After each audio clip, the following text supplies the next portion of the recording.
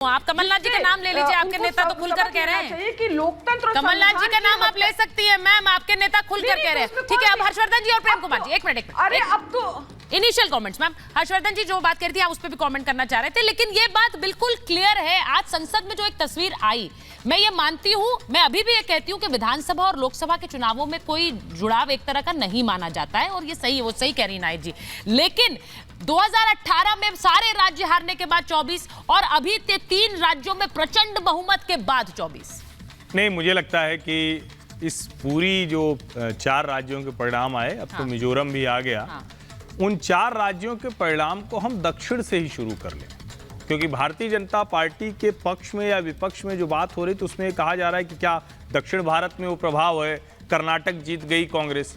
दक्षिण भारत में तेलंगाना में भारतीय जनता पार्टी के नेता हैं कटिपल्ली वेंकट रमन रेड्डी, और उन्होंने किसे हराया?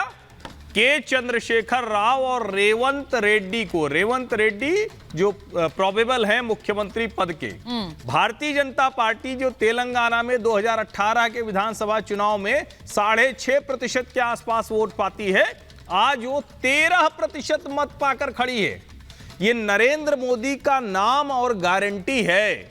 और मेरा ये मानना है कि भारतीय जनता पार्टी, जिस तरह से उसको पहले कहा जाता था कि वो काऊ बेल्ट की पार्टी है, अरे भाई ये तो उत्तर भारत की पार्टी है, और जिस तरह से वो पूरे देश में चमत्कार कर रही, चमत्कार मैं इसलिए कर रहा हूं, जब त्रिपुरा जीती थी वो तो लोगों को चमत्कार लगा था, जब असम जीती तो लोगों को चमत्कार लगा, और अब वो देश के लगभग हर हिस्से में ऐसे कमाल करती है, उसमें हरियाणा में चमत्कार कर देती हो, दूसरी बार सरकार बनाती है। और जो सबसे महत्वपूर्ण बात है जिसको ध्यान में रखना चाहिए, हम लोग जब अपने पत्रकारिता के शुरुआती दिनों में थे और अभी हाल के कुछ वर्ष पहले तक कहा जाता था सरकार चलाना सिर्फ कांग्रेस को आता है, भाजपा तो तुक्के में कभी कभी सरकार चलाती है। आज क्या है?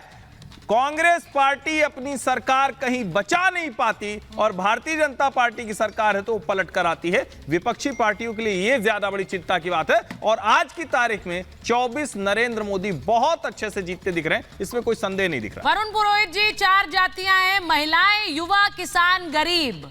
प्रधानमंत्री ने खुलकर कह दिया है, नकारात्मक राजनीति नहीं, सकारात्मक राजनीति। जो आप बांटने की बात करते हैं, वो जातीय जनगणना की बात करते हैं, ऐसा लग रहा है सब फ्लॉप है। और इसीलिए प्रधानमंत्री कह रहे हैं कि देश हित में सकारात्मक राजनीति कीजिए।